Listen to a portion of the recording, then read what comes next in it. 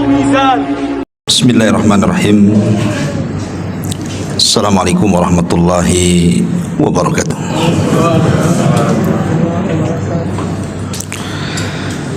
Alhamdulillah wassalatu wassalamu ala rasulillah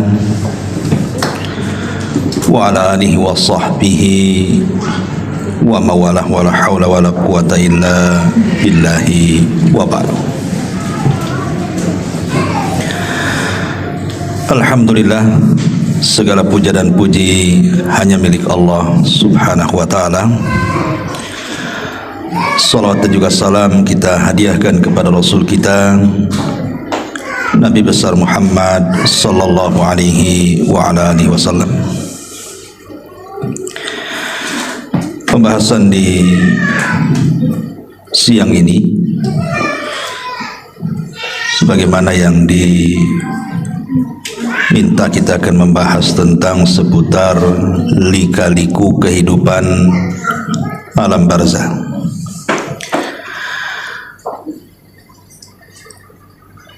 Sesuatu yang harus dipahami dan diyakini adalah kullu nafsin dha'iqatul maut. Setiap jiwa itu pasti mengalami dan disentuh dengan kematian, siapapun dia, tidak orang baiknya, tidak orang jahatnya, tidak para nabi, tidak pula orang-orang sombong, semua tersentuh dengan kematian.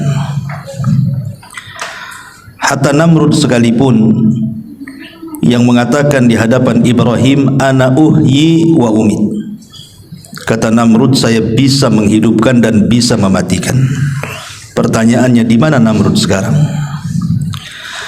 Yang katanya dia bisa menghidupkan dan mematikan, mati juga dia. Artinya tidak ada yang selamat dari kematian. Sehingga Allah subhanahu wa ta'ala sampai mengatakan, aynama takunu yudrikumul mautu walau kuntum fi burujim musayyadah. Dimanapun kalian berada, kematian itu pasti mengejar kalian, walaupun kalian di balik benteng yang sangat kokoh sekalipun. Artinya tidak ada manusia yang selamat dari kematian. Dan kematian itu satu, yang banyak itu sebabnya. Karena orang mati itu kan sebabnya macam-macam. Ada yang ketabrak mati, ada yang terkena runtuhan mati, ada yang tenggelam mati, ada yang dibunuh mati, ada yang tidak ngapa-ngapain, duduk di kursinya aja dia bisa mati. Jadi yang bermacam-macam itu sebabnya, matinya satu. Lah kematian itu sebenarnya hanya perpindahan alam saja, dari alam dunia menuju alam barzah. Disitulah ada benteng yang disebut dengan barzah. Benteng inilah yang menjadikan kehidupan setelah kematian itu menjadi gaib bagi kita. Makanya tidak bisa kita menembus alam barzah. Umpamanya sengaja kita letakkan CCTV, taruh di kuburan, kemudian kita sambungkan di handphone kita atau mungkin di laptop kita, kemudian kita baca hadis, katanya ada malaikat mungkar dan nakir, sampai buta mata melihat CCTV itu, nggak akan nampak mungkar nakir itu. Karena tidak bisa disamakan perkara gaib dengan perkara nyata. Perkara gaib itu cukup diimani, bukan diteliti. Karena tidak bisa meneliti perkara gaib, bagaimana caranya? Pandangan kita saja terbatas, sampai di mana kita memandang, apalagi perkara gaib. Maka kenapa di antara ciri orang yang beriman di permulaan surah Al-Baqarah itu, alladzina yu'minuna bil ghaib, orang yang beriman betul dengan adanya yang gaib. Tapi yang ingin kita bahas di siang ini adalah apakah orang-orang yang sudah meninggal itu. Ada beberapa poin. Pertama, apakah orang-orang yang meninggal itu merindukan kita? Jadi kalau kita datang ziarah kubur, apakah mereka rindu dengan kita? Yang kedua, apakah mereka bisa mendengar apa yang kita ucapkan di atas kuburan itu? Yang ketiga, apakah kalau seandainya keluarga kita meninggal duluan, kemudian kita menyusul, kemudian ruh kita dengan ruh mereka akan saling menziarahi? Kemudian juga yang keempat, apakah kalau seandainya kita ini sedang tidur, ruh kita keluar dari jasad kita bisa berjumpa dengan ruh-ruh yang ada di kuburan? Karena ada kan orang bercerita, saya ketemu ibu saya. Di mana? Dalam mimpi. Apakah mungkin ruh seseorang yang sedang tidur berjumpa dengan ruh yang sudah meninggal, kemudian berjumpa? Dan tentu yang tak kalah pentingnya adalah amalan-amalan yang bermanfaat bagi si mayat. Dan apakah juga orang-orang yang sudah meninggal bisa tersakiti dengan kita yang masih hidup? Dan macam-macam persoalan yang kita akan singkap nanti ke depan ini. Ma'asyiral muslimin wal muslimat rahimani wa rahimakumullah.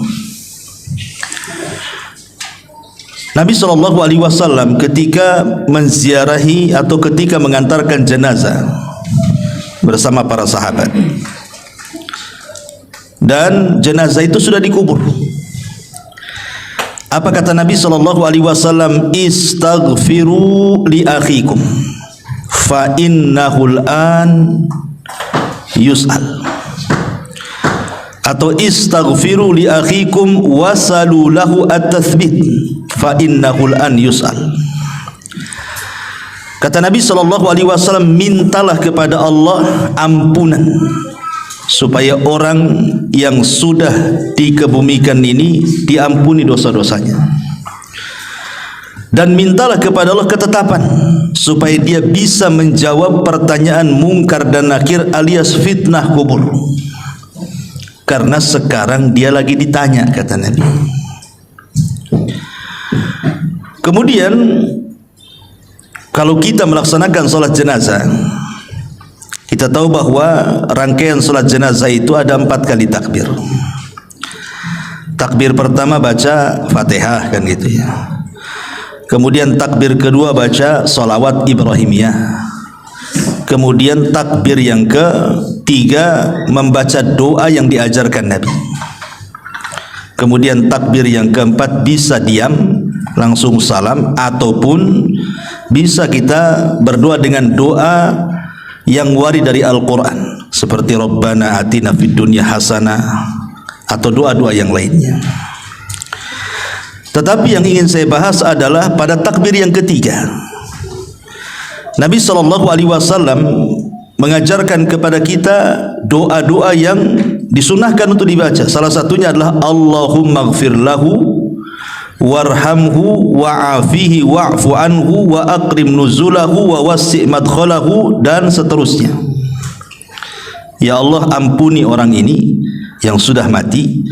Ya Allah, rahmati orang ini. Ya Allah, maafkan orang ini. Ya Allah, muliakan kedudukannya. Ya Allah, luaskan kuburannya, dan begitu seterusnya. Dari 2 riwayat ini bisa kita simpulkan bahwa kewajiban kita apabila sedang mengantarkan jenazah dan jenazah itu sudah dikubur, maka ada 3 doa yang dianjurkan seorang muslim dibaca sebelum pulang dari kuburan. Kalau memang kita tidak sempat ikut memegang cangkul memasukkan tanah ke liang lahatnya, maka cukup sebelum pergi ambil 3 kepal tanah, kemudian letakkan di kuburannya, minta 3 perkara. Pertama, mintakan ampun kepada Allah. Dan ini berlaku kepada setiap yang ziarah kubur, tidak mesti yang mengantarkan jenazah saja. Umpamanya kita ziarah kubur kapan saja. Bagi laki-laki kan sunnah ziarah kubur itu kapan saja. Tapi bagi perempuan tidak disunnahkan kecuali sekali-kali. Karena Rasulullah SAW melaknat wanita-wanita yang sering ziarah kubur. tapi kalau sekali-kali boleh. Imam yang mengantarkan jenazah atau yang berziarah kubur, jangan lepaskan 3 doa ini. Pertama, minta ampun kepada Allah agar orang yang dikubur itu diampuni dosa-dosanya. Berdasarkan hadis istaghfiru li akhikum, mintakan doa ampunan untuk saudaramu. Yang kedua, minta kepada Allah Subhanahu wa taala agar orang yang dikubur itu ditetapkan jawabannya. Karena ada hadis yang panjang sekali dari hadis Bara bin Azib radhiyallahu anhu. Ketika Nabi SAW menunggu liang lahat selesai digali, Rasul bercerita di hadapan para sahabat tentang kematian seorang mukmin. Bagaimana ruhnya ketika dicabut dari jasadnya. Lah salah satu lafaz dari hadis itu, ketika ruh itu sudah diangkat ke langit dengan catatan amalannya, Allah katakan kembalikan ruh ke dalam jasadnya, tapi angkatlah catatannya ke tempat yang paling tinggi di Iliyin di sorga. Maka ruh itu dihantar dengan lembut, dimasukkan lagi ke dalam jasad. Ingat bahwa jasad dalam kubur itu mengikut ruh. Tapi kalau di dunia terbalik, ruh yang ikut jasad. Karena jasad dulu diciptakan di dunia itu, baru ditiupkan ruh itu setelah jasad berusia 4 bulan kan, baru ditiupkan ruh. Berarti kalau kita hidup di dunia, yang asal itu jasad dulu, baru ruh yang ikut, karena jasadnya diciptakan. Tapi kalau sudah meninggal terbalik, jasad ini bisa jadi tanah, bisa hancur jadi tanah, dimakan cacing tanah, tapi ruh tidak akan hancur. Berarti bukan ruh yang ikut jasad, tapi jasad yang ikut ruh.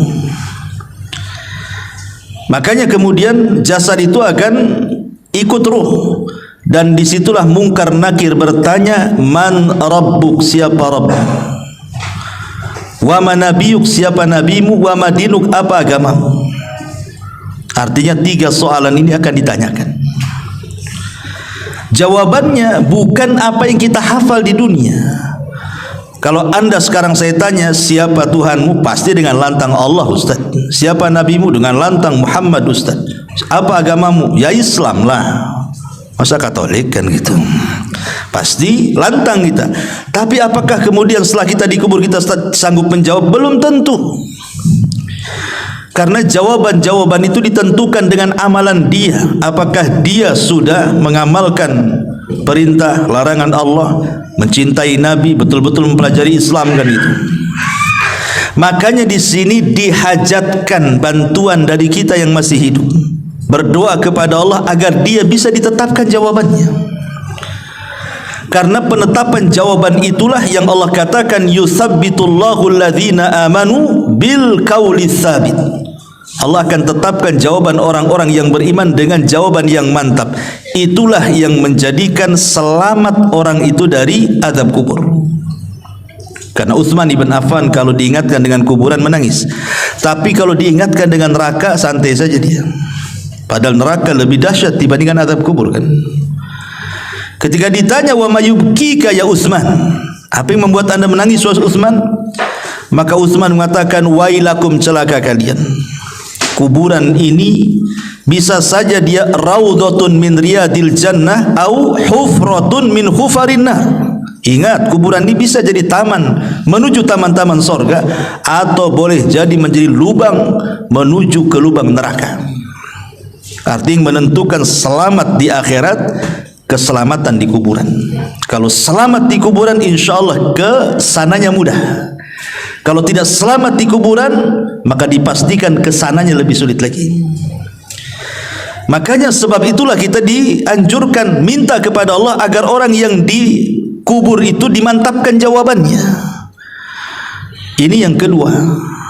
Kemudian yang ketiga, berdasarkan doa dalam salat jenazah tadi, minta kepada Allah agar Allah merahmati.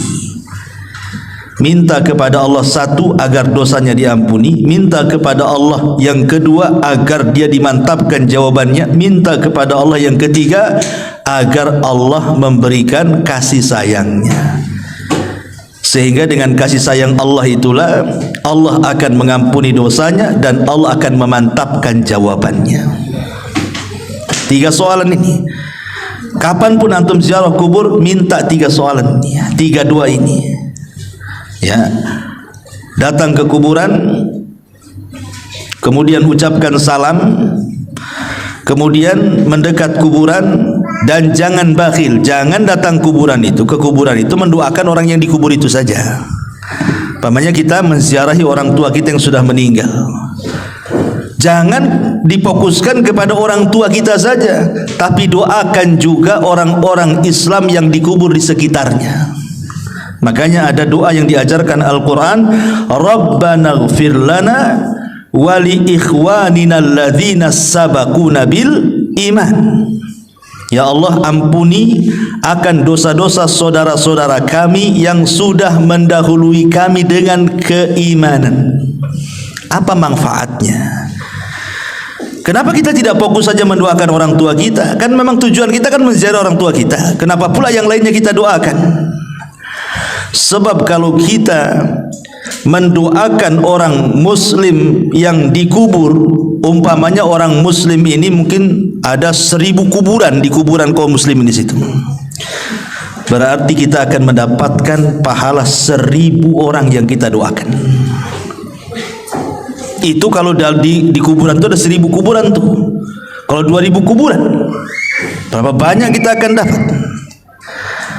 Kalau seandainya kemudian kita mendoakan bukan hanya kepada yang sudah meninggal, yang hidup pun kita doakan, Allahumma ighfir li hayyina wa mayyitina, atau Allahumma ighfir lil muslimina wal muslimat wal mu'minina wal mu'minat al ahya'i minhum wal amwat, umpamanya. Ya Allah, ampunilah dosa-dosa orang mukmin laki-laki, orang mukmin perempuan, yang hidup dan yang mati. Yang hidup berapa? Siapa yang bisa ngitung yang hidup? Satu kota Batam aja kita tidak tahu berapa jumlahnya. Satu Kepri lagi, satu dunia lagi. Berarti kita dapat pahala itu sebanyak jumlah orang Islam yang kita doakan yang hidup. Loh, yang mati. Berapa jumlah yang mati? Itu manfaatnya kita mendoakan orang-orang yang beriman di sekitarnya itu, supaya kita dapat pahala juga. Itu masalahnya. Masuk bakhil orang tuanya yang kiri kanan, ngapain saya doakan katanya. Enggak begitu. Karena orang muslim itu kal jasadil wahid, seperti jasad yang satu, baik ketika hidup ataupun ketika mati, saling mendoakan. Lah di antara adab doa itu adalah mengarah kiblat, bukan ngadap kuburan, bukan ngadap maisan, bukan. Mana arah kiblat? Pemain kuburan sebelah sini, arah kiblatnya ke sana. Jangan ngadap kuburan, ngarahkan ke kiblat. Ya, karena adab doa itu harus mengarah ke kiblat. Walaupun ada khilaf di antara ulama apakah kiblat doa itu ke langit, maknanya kita negakkan ke atas begini, ataukah ke arah kiblat yang dimaksud Ka'bah. Ini menjadi khilaf ulama. Tapi menghadap kuburan tidak boleh, karena kuburan bukan kiblat. Ya, kiblat itu ke Mekah atau ke langit, gitu ya. Baru di situ kita meminta kepada Allah Azza wa Jalla, ya Allah, kalau memang dia orang tua kita, kita katakan, ya Allah, ampuni kedua orang tua saya. Ya Allah, tetapkan jawaban kedua orang tua saya. Ya Allah, berikan rahmat kepada orang tua saya. Dah selesai. Habis itu kita doakan saudara-saudara kita. Ya Allah, ampuni saya, orang tua saya, dan orang-orang Islam dimanapun, baik yang hidup ataupun yang mati di sini atau di mana saja di dunia ini. Itu berapa banyak kita ini pulang dari kuburan dapat pahala tuh. Ini adab yang pertama, ya, bahwa kita disuruh untuk mendoakan mereka. Yang kedua, apakah orang-orang itu merindukan kita? Pemain kita ziarah kubur kepada kedua orang tua kita. Apakah kedua orang tua kita itu rindu dengan kita? Senang kalau melihat kita di situ? Ini terjadi silang pendapat di antara ulama kontemporer atau ulama mutakaddimun. Kalau saya mendengar fatwa daripada Syekh Shalih Fauzan, saya lihat di YouTube, ketika ditanya apakah orang yang datang ziarah kubur Ketika datang kita ke kuburan itu, orang-orang yang dikubur itu senang dengan kedatangan anaknya ketika menziarahi orang tuanya. Maka kata beliau, iya, senang mereka dengan kedatangan kita. Tetapi senang di sini bukan menatap wajah kita. Oh, nampak sehat anaknya, alhamdulillah, bukan itu maksudnya. Yang dimaksud senang itu karena mereka menanti doa-doa kita. Jadi mereka itu menanti doa-doa kita, bukan karena ziarah kuburnya. Karena ziarah kubur itu manfaatnya bukan kepada orang yang mati, tapi ziarah kubur itu manfaatnya kepada orang yang hidup. Pada kita ini, kalau antum ziarah kubur, ibu bapak ziarah kubur itu manfaatnya untuk kita. Apa manfaatnya untuk kita? Nabi SAW bersabda, kuntu nahaitukum an ziyaratil kubur fazuruha fa innaha tudzakkirukumul akhirah. Dulu kata Rasul, aku larang kalian ziarah kubur. Sekarang boleh, silahkan ziarah kubur setelah mantap iman para sahabat. Karena di zaman itu kan kuburan jadi ajang maksiat, baik kesyirikan ataupun bid'ah. Makanya Rasul melarang, takut para sahabat terseret kepada maksiat. Tapi setelah kokoh keimanan para sahabat, Rasul mengatakan fazuruha, sekarang kalian ziarah kubur silahkan. Manfaatnya apa? Fa innaha tudzakirukumul akhirah, supaya kalian mengingat akhirat, mengingat kematian, dan dilembutkan hati kita di situ. Ingat bahwa dengan mengingat akhirat, mengingat kematian, maka perkara-perkara besar di mata kita menjadi kecil, dan perkara-perkara kecil menjadi besar. Apa maknanya? Kenapa mengingat kematian atau mengingat akhirat itu menjadikan perkara besar jadi kecil? Sebab kalau seandainya Anda ini orang paling kaya, sakaya-kayanya di Batam ini, punya istana, punya tanah, punya kendaraan, macam-macam lah, nggak ada orang yang lebih kaya dibandingkan Anda ini. Ketika kemudian datang ke kuburan, melihat kuburan, kemudian berpikir saya juga akan mati seperti dia, apa gunanya kekayaan kalau begitu? Kekayaan apa gunanya? Hidup di istana kalau ingat mati, apa gunanya istana? Mau ditinggal juga. Akhirnya kemudian dia pun tidak menganggap itu perkara besar, karena akan ditinggal dengan kematian kan. Itulah kenapa mengingat kematian itu mengecilkan yang besar ataupun membesarkan yang kecil. Pamannya dia orang susah, tidak sekaya orang-orang kaya. Dengan mengingat kematian itu perkara kecil jadi besar. Nggak apa-apa, hidup di dunia kan nggak lama, nanti ada kehidupan yang lebih baik, yang lebih hebat, yang lebih megah, itulah sorga. Akhirnya dia tidak memikirkan kemiskinannya. Dari situ muncullah redha dengan pemberian Allah. Ujung-ujungnya ke situ.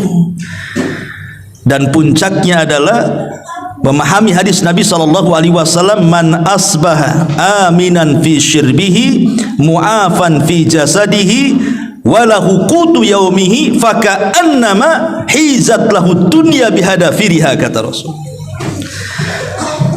Orang kalau sudah mengingat kematian, walaupun dia susah hidupnya, yang penting ketika bangun di pagi hari aman keluarganya, gak ada yang menyakiti, sehat badannya, nggak ada penyakit yang menimpanya, adalah makanan yang dimakan untuk hari itu seolah-olah sudah menggenggam dunia dengan segala isinya.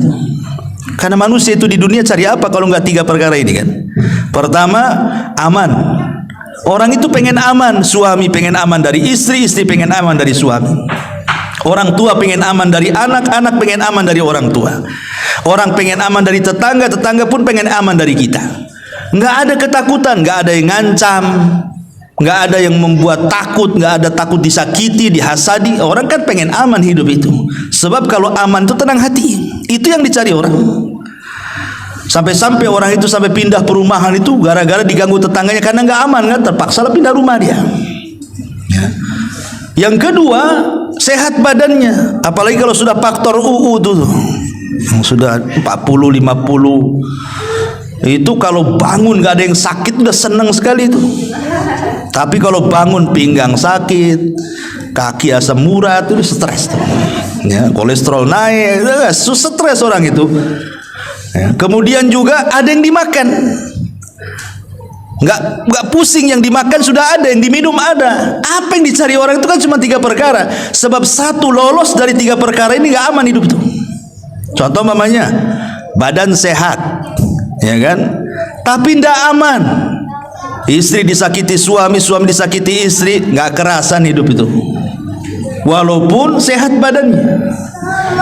Ataupun mungkin oke lah dia harmonis rumah tangganya, anak-anaknya baik-baik, tetangganya oke-oke. Stroke pula lah dia, stres juga.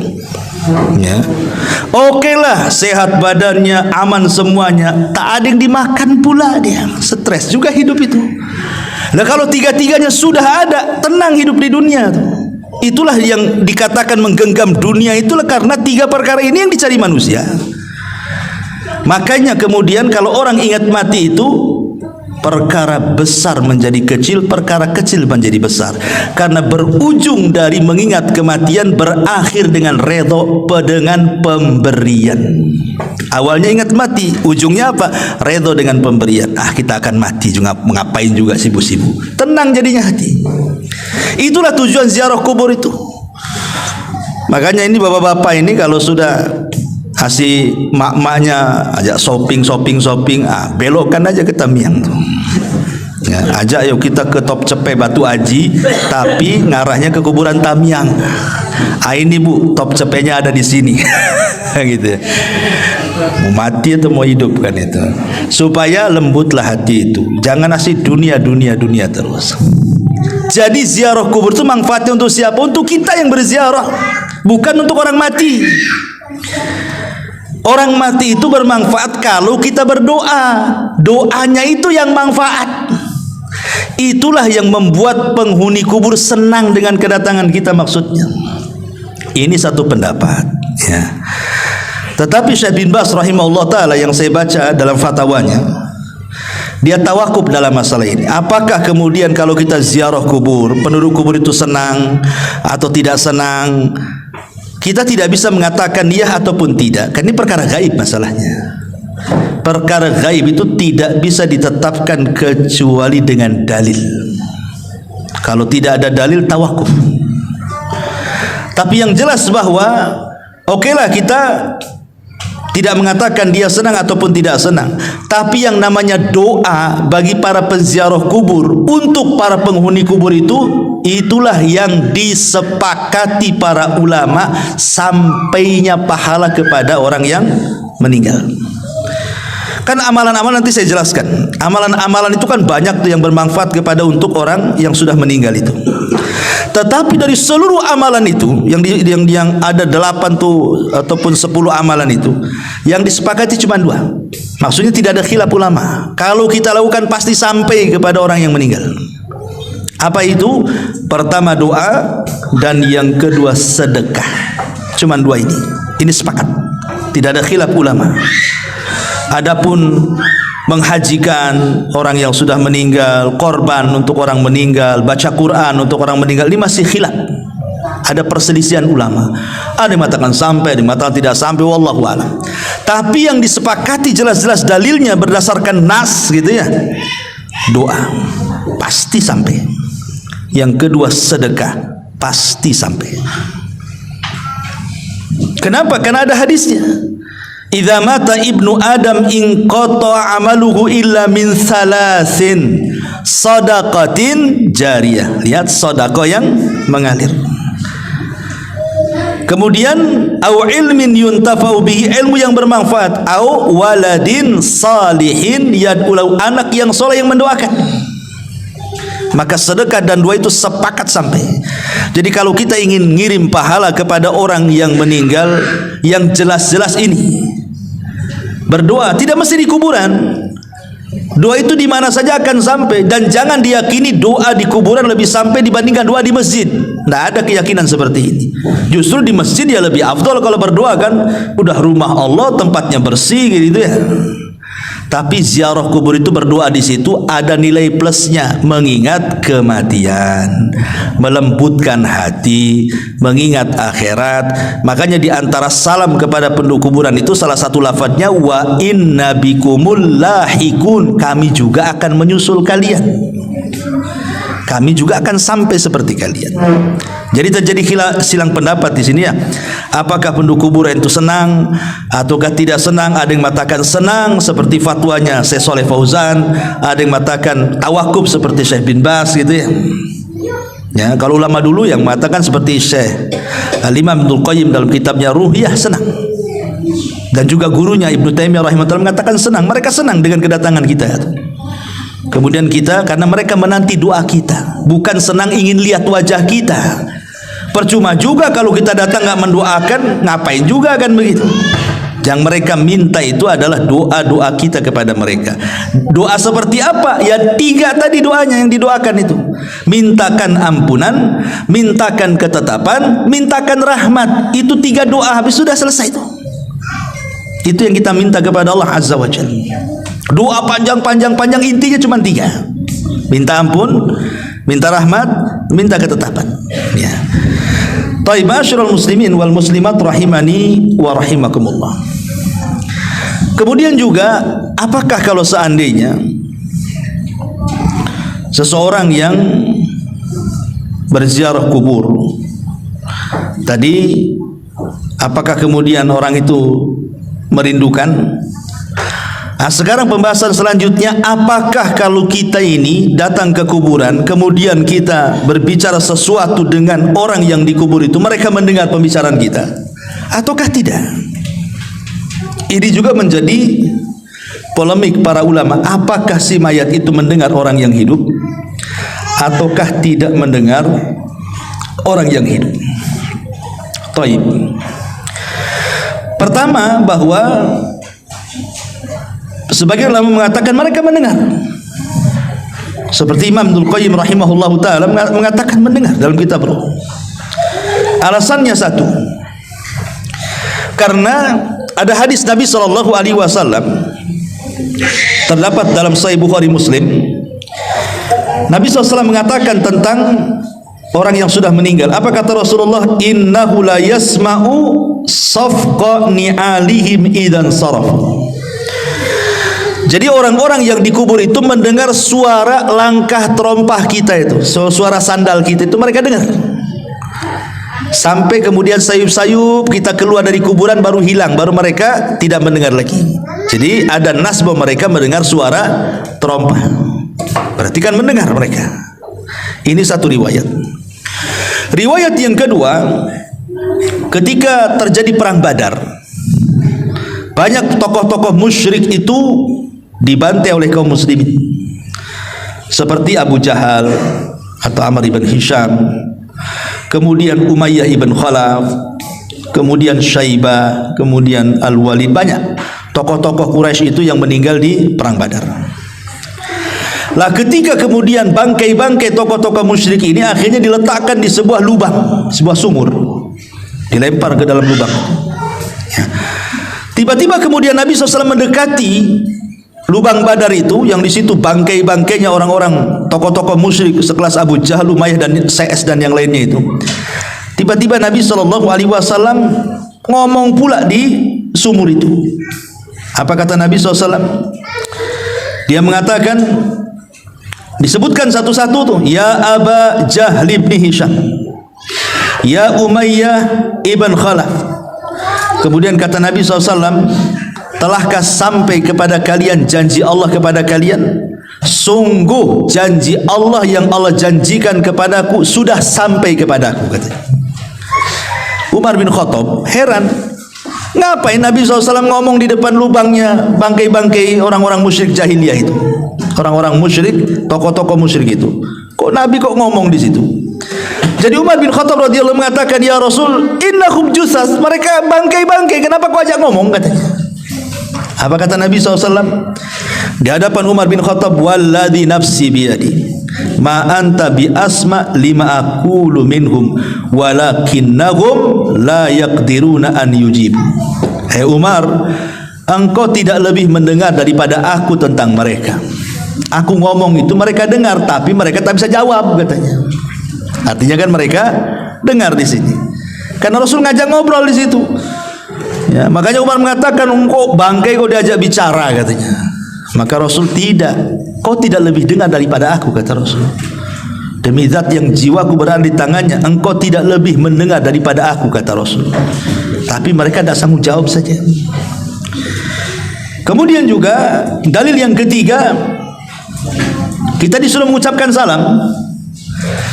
Kata Nabi SAW, Qulu assalamu alaikum dara qaumi mu'minin wa inna insya'allahu bikum mulahikun.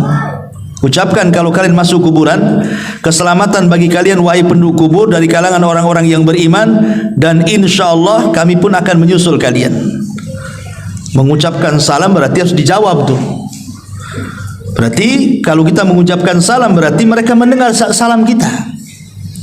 Dan ada beberapa dalil yang menunjukkan bahwa mereka mendengar. Tapi bagi kelompok yang mengatakan tidak, mereka tidak dengar, mereka berdalil dengan surah Fatir ayat 22. Allah Subhanahu wa taala mengatakan, "Wa ma anta bimusmi'in man fil kubur." Hei Muhammad, engkau tidak bisa memperdengarkan orang-orang yang di kuburan itu. Ini Quran mengatakan engkau tidak bisa memperdengarkan orang-orang yang di kuburan, surah Fatir 22 itu. Dan Allah juga mengatakan, innaka la tusmi'ul maut, engkau tidak bisa memperdengarkan orang yang sudah mati. Ini dua nas Quran ini menunjukkan bahwa orang yang dikubur tidak mendengar apa yang ada di atas kubur karena mereka sedang sibuk. Orang yang dikubur loh sedang sibuk. Kalau mereka orang kafir sibuk diazab, mana bisa dia ngerekan kita yang ada di kubur? Dia sedang diazab. Ya.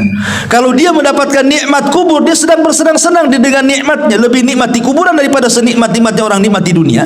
Ngapain pula direkan orang di atas kuburan?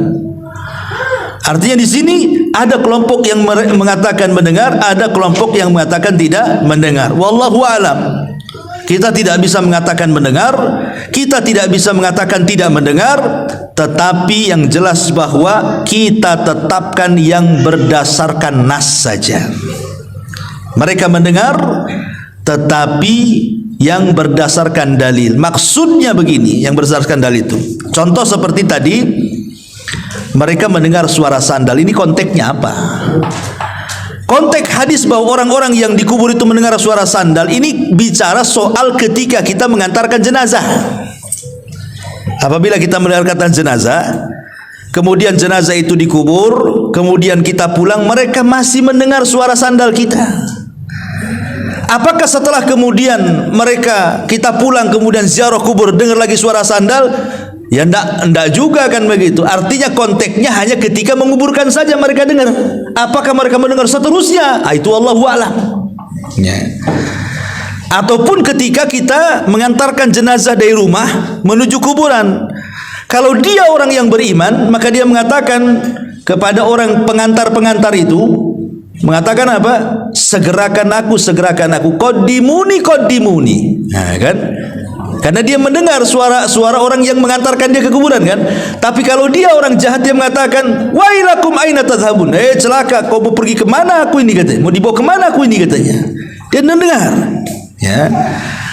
Nah, itulah yang dinaskan. Jadi maksudnya di sini, apakah mereka mendengar seterusnya ataukah mendengar sesuai dengan nas? Menurut Syekh Uthman Khamis yang saya dengar di YouTube, bahwa kalau melihat dalil yang mereka mendengar secara nas saja, tidak seterusnya mendengar.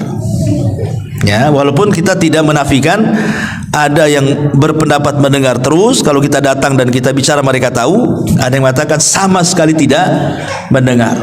Intinya ini menjadi ranah khilaf ulama. Ya, tapi yang selamat adalah kita tidak mengatakan mendengar, ya kita juga tidak mengatakan tidak mendengar. Kita ikut dalil saja. Wallahu a'lam.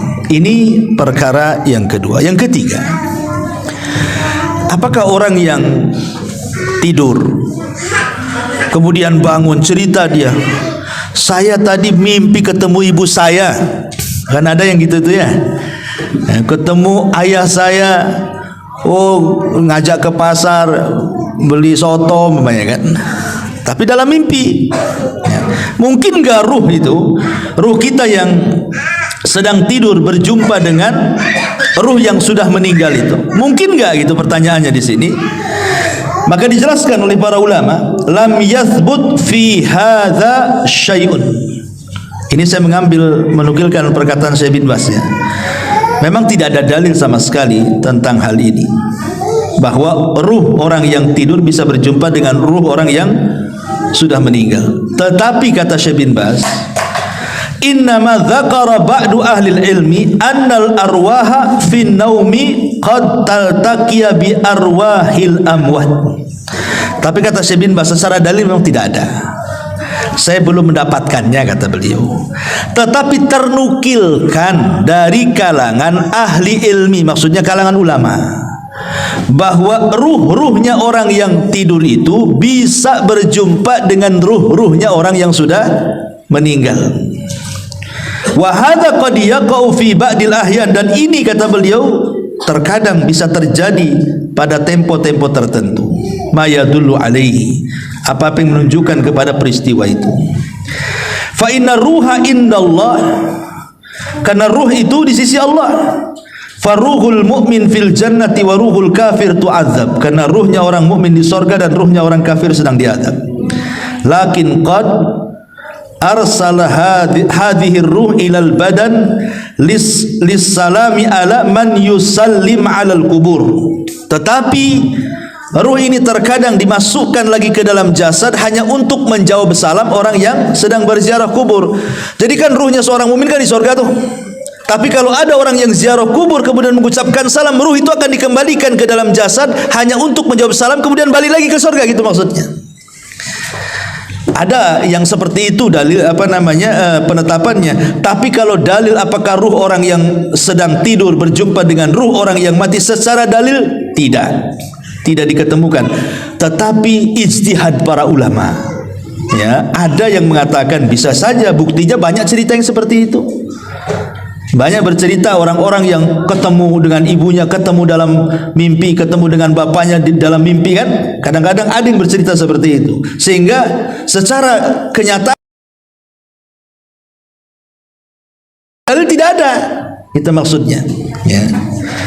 Makanya beliau mengatakan lakin laisa fil ahadis as-sahihati fi ma na'lam ma yadullu ala anna hadhil arwah tatalaqa. Tetapi tidak ada hadis-hadis yang sahih sepengetahuan kami, kata beliau, yang menunjukkan bahwa ada ruh bisa berjumpa, maksudnya ruh orang tidur bisa berjumpa dengan ruh orang yang meninggal. Wallahu alam, ya. Tapi kalau kita melihat pendapat Imam Ibnul Qayyim yang disebutkan dalam kitab Ruh, dzakara syai'an katsiran fi hadzal ma'na. Beliau menyebutkan panjang lebar tentang masalah seperti ini, dan beliau di antara ulama yang berijtihad memungkinkan ruhnya orang yang tidur berjumpa dengan ruhnya orang yang sudah meninggal. Wallahu a'lam. Ya, ini kalau sesama ruh, yang satu di dunia, satu di kubur. Sekarang yang sama-sama di kubur. Orang tua kita meninggal, kemudian kita meninggal. Apakah ruh kita akan berjumpa, saling berziarahi satu dengan yang lainnya? Ada sebuah hadis. Nabi SAW bersabda, "Idza hudiral mu'minu atatkum fayaquluna ukhruji radiyatan mardiyah anki ila rauhillahi wa raihani wa rabbun ghairi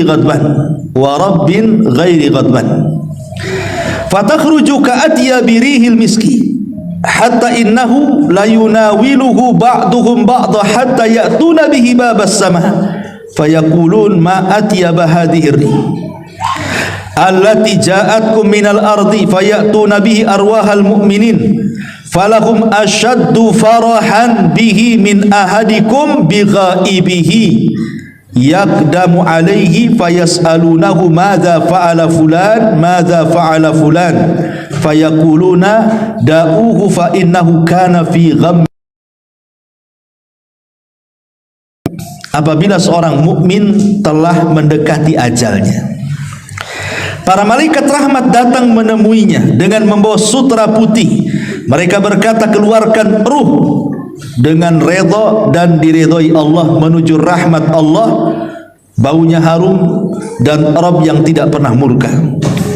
Lalu ia keluar dengan bau misik yang paling harum, sehingga sebagian mereka berebut dengan sebagian yang lainnya, maksudnya para malaikat, untuk mendapatkannya. Kemudian mereka membawa hingga pintu langit. Penduduk langit berkata, alangkah harumnya bau yang kalian bawa ini dari bumi, ini ruhnya siapa? Lalu mereka datang dengannya menemui ruh kaum mukminin. Mulai di sini syahidnya nih. Kemudian ruh ini yang baru datang menemui ruhnya kaum mukmin yang sudah meninggal sebelumnya. Mereka kemudian bergembira. Jadi ruh-ruh yang sudah meninggal sebelumnya, mereka bergembira dengan kedatangan tamu yang baru. Kemudian salah seorang ruh yang sudah lama meninggal, mereka pun berjumpa. Seolah-olah mereka lama tidak berjumpa, kemudian berjumpa dan mereka merasa senang. Lalu mereka bertanya kepada ruh yang baru datang ini, apa yang telah dilakukan oleh si fulan yang masih hidup itu? Maka ruh-ruh yang lainnya berkata, jangan ganggu dulu, biarkanlah ia, karena dahulu ia terlena dengan kehidupan dunia, dan begitu seterusnya. Artinya di sini mereka saling berjumpa kan? Ya, dalam hadis ini mereka saling berjumpa. Hadis ini memang dikeluarkan Imam Nasai dan hadis ini disahihkan oleh Syekh Nasiruddin Al-Albani rahimahullah taala. Sehingga yang mensahihkan hadis ini mengatakan bahwa ruh itu saling berjumpa di kuburan. Tapi ada juga yang melemahkan hadis ini masalahnya, sehingga mereka mengatakan tidak saling jumpa. Soal jumpa atau tidak saling jumpa ini perkara gaib lah kan gitu ya. Yang jelas bahwa ruh-ruhnya orang yang beriman yang sudah berbiasa, kalaupun mereka berjumpa itu bagian daripada nikmat kubur kan itu. Tapi ini hanya berlaku kepada ruhnya orang yang beriman. Bagi yang berpendapat bahwa ruh itu akan berjumpa dengan ruh yang lain, maksudnya ruhnya orang yang beriman. Ruhnya orang kafir sedang diazab, macam mana dia akan jumpa? Dia aja nggak bisa keluar dari azab.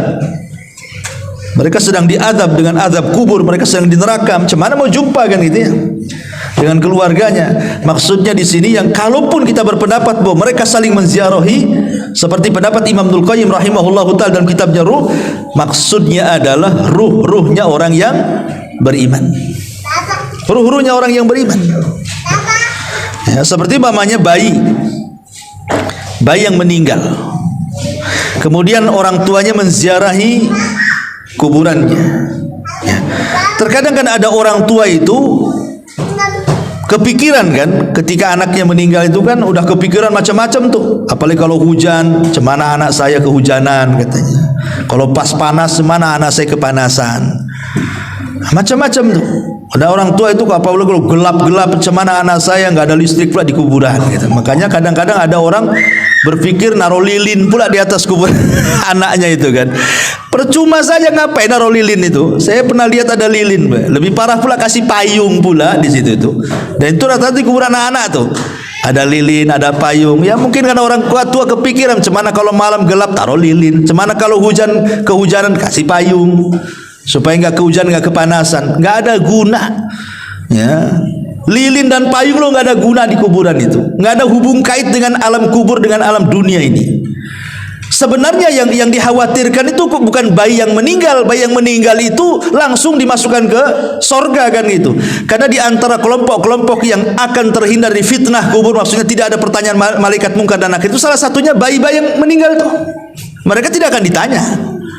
Walaupun jumhur ulama mengatakan mereka ditanya, tapi pendapat yang kuat wallahu alam mereka tidak ditanya.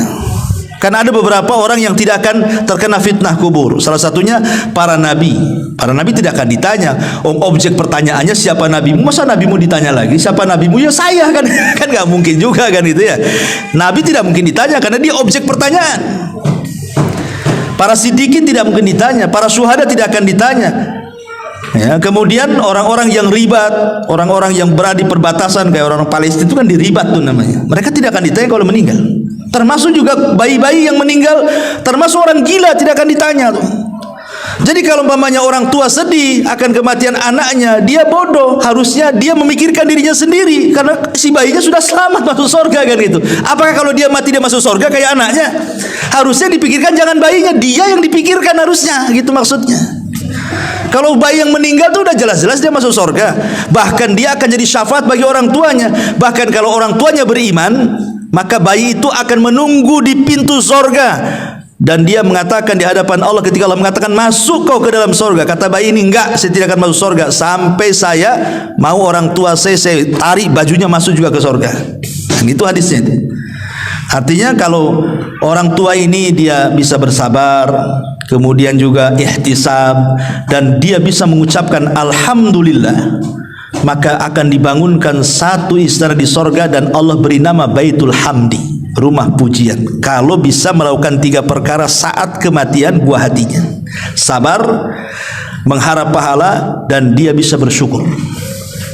Ucapkan innalillah wa inna ilaihi rajiun, Allahumma hjurni fi musibati, alhamdulillah ala kulli hal. Ini 3 ucapan. Kalau dia bisa mengucapkan 3 ucapan ini, maka Allah bangunkan satu istana Baitul Hamdi di surga. Ya, saya ulang, kalau umpamanya ada orang tua meninggal bayinya, pertama ucapan apa? Innalillah wa inna ilaihi rajiun. Ini tanda kesabaran. Tanda orang sabar, dia bisa mengucapkan innalillah wa inna ilaihi rajiun.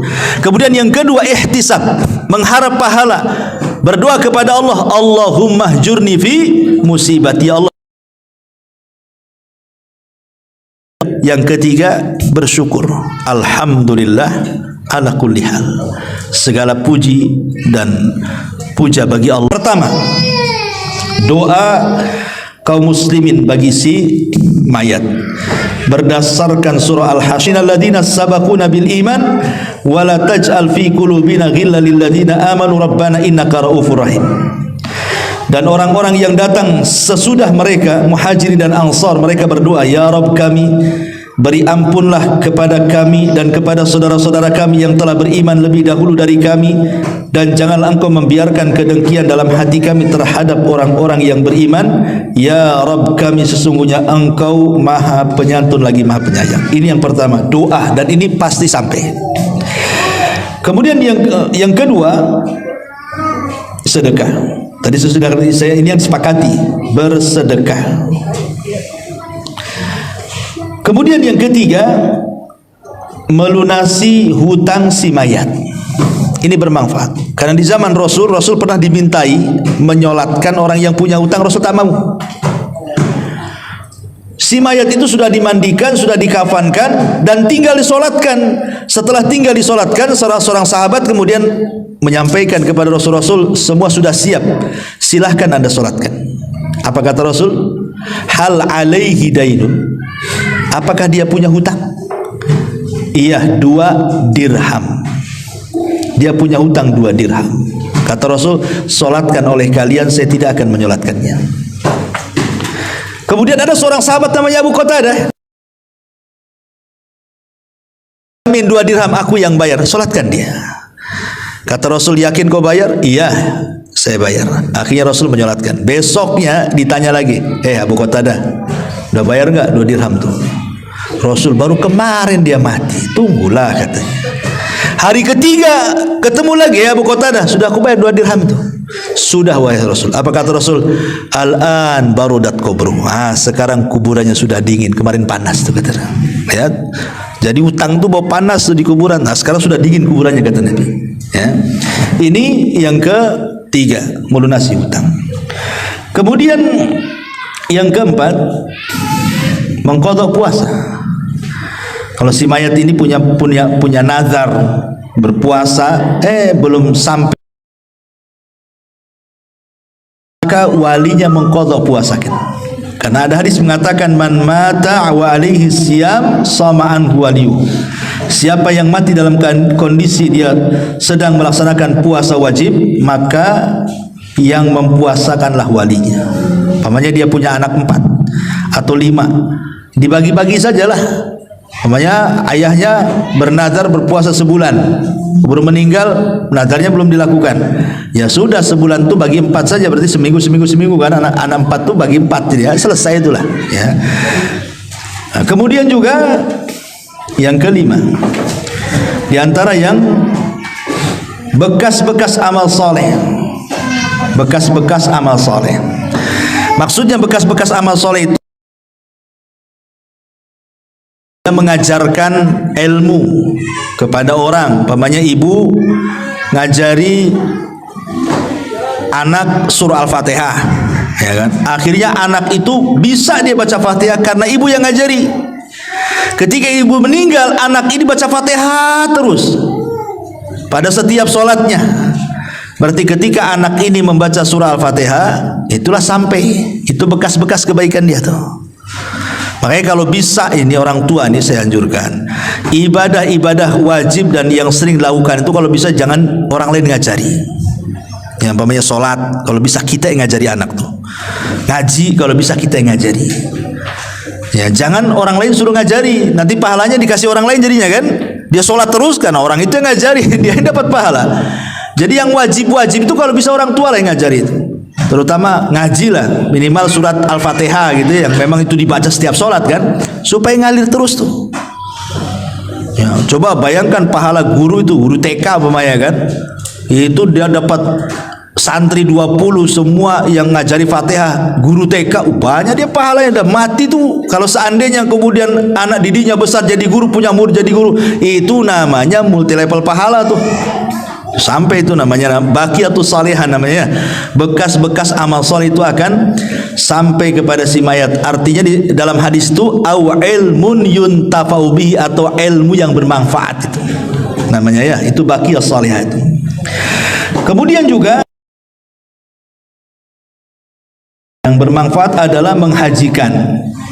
Karena ada riwayat seorang anak ingin menghajikan orang tuanya, kata Rasul, hajikan saja. Ya, artinya sampai orang yang menghajikan kepada orang yang meninggal. Adapun tentang qiraatul Quran, bacaan Quran ini menjadi khilaf panjang ulama nih. Apa kalau kita baca Fatihah, baca Al-Baqarah, baca apa kepada orang tua itu sampai atau tidak? Ada yang mengatakan sampai, ada yang mengatakan tidak sampai. Tapi kalau yang dimaksud yang saya dengar dari beberapa ulama itu bukan menghadiahkan bacaan, bukan. Tetapi menghadiahkan pahala setelah kita membaca. Kita baca dulu Qurannya. Setelah kemudian selesai baca Quran, kita mengatakan, ya Allah, kalau tadi bacaan Quran itu Engkau kasih aku pahala, aku kirimlah pahala ini kepada orang yang kucintai, orang tua saya. Itu namanya tawasul dengan amal soleh, tawasul dengan bacaan Quran. Ya, bukan dengan bacaannya, karena belum tentu dapat pahala kan masalahnya. Apalagi orang-orang yang manggil orang umpamanya nih, baca Quran di rumah untuk orang mati. Pertanyaannya, apakah orang yang Anda panggil membaca Quran itu dia dapat pahala atau tidak? Bisa saja nggak dapat pahala, karena tujuan orang yang dipanggil itu jangan-jangan hanya ingin dapat duit saja kan? Saya disuruh ke sana untuk baca Quran, pikiran dia saya digaji di situ. Orang baca Quran digaji nggak dapat pahala, kalau nggak dapat pahala apa yang mau disampaikan? Makanya kemudian kalaupun harus mengirim bacaan Quran itu maksudnya bertawasul dengan bacaan Quran, dengan amalan baik tadi. Setelah baca Quran, ya Allah, kalau seandainya ini ada pahalanya, aku kirimkanlah kan itu. Seperti ada seorang ulama namanya Rabi ibn Khaisam. Rabi ibn Khaisam itu kalau dari rumah ke masjid itu pandangannya selalu melihat ke bawah. Kalau ada paku, ada beling, ada jarum, ada lidi, ada pokoknya kalau ganggu-ganggu orang lah itu, maka dia ambil pakunya, dia ambil belingnya, kemudian disisihkan ke pinggir jalan. Kemudian dia mengatakan, ya Allah, kalau dengan membuang hal-hal yang membahayakan orang berjalan ini ada pahalanya, maka aku kirim kepada orang tuaku. Itu namanya tawasul dengan amal soleh itu. Nah, jadi nggak apa-apa, pulang dari sini tengok jalan terus, nampak ada paku, turun. Nah, ini kalau bisa mengganggu ini, orang ini bahaya, ini kena paku nih. Ya Allah, kalau ada pahalanya saya kirim kepada orang tua. Jalan lagi nampak ada polisi tidur. Wah, ini bahaya ini. Nah, langsung ambil cangkul. Kan itu. Besoknya lebih tinggi lagi polisi tidur. Intinya bahwa boleh seseorang begitu, tapi kalau yang mengirimkan bacaan, nah itulah yang jadi khilaf ulama, apakah sampai atau tidak ya. Wallahu alam, ini pembahasan panjang masalah ini. Bagaimana kalau seandainya orang tua kita meninggal dunia, kita ingin berbuat baik kepada orang tua yang sudah meninggal. Kadang-kadang anak ini baru menyesal ketika orang tua sudah meninggal. Kalau orang tua masih hidup tuh kadang-kadang nggak kepikir berbuat baik, ya. Tapi kalau sudah meninggal barulah kebayang kebaikan orang tua, baru terpikir ingin berbuat baik. Kan salah, harusnya ketika dia hidup kita berbuat baik. Sudah meninggal baru nyesel dia.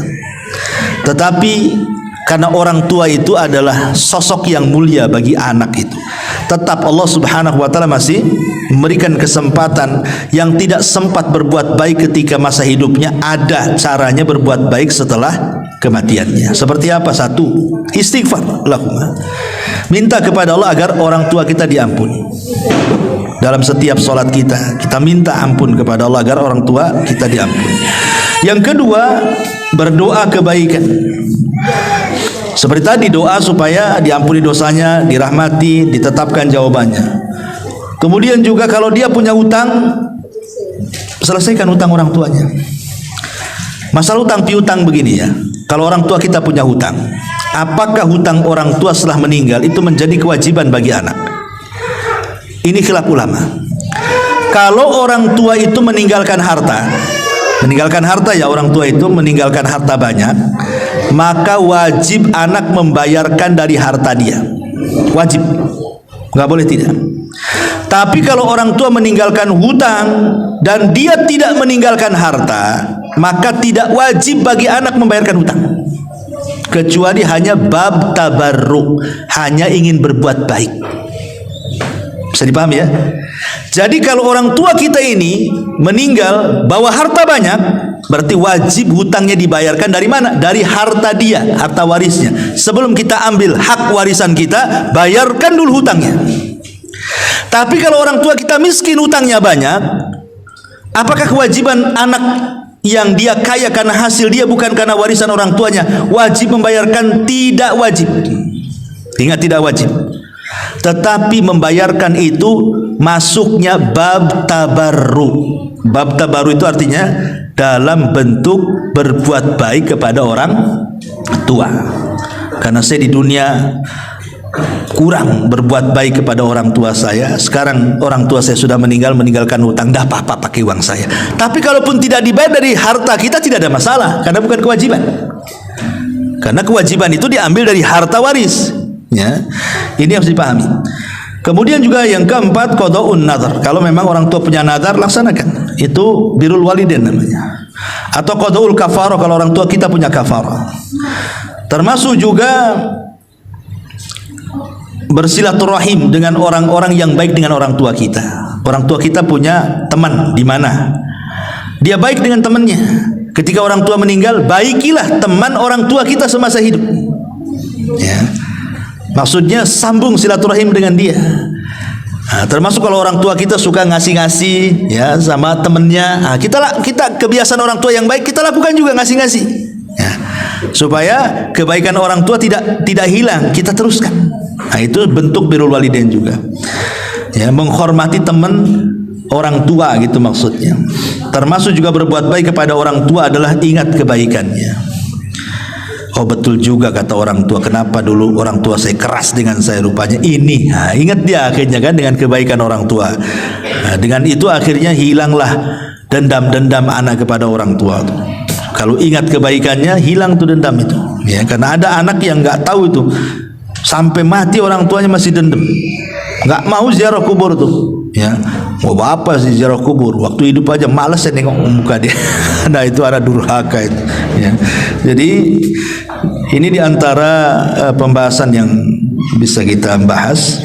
Ya, wallahu alam. Taib sampai di sini. Kalau ada yang bertanya, silakan.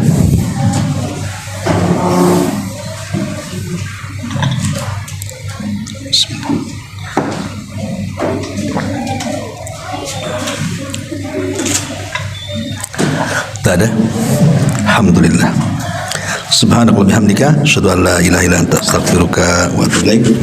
Allahu ta'ala alam. Assalamualaikum warahmatullahi wabarakatuh.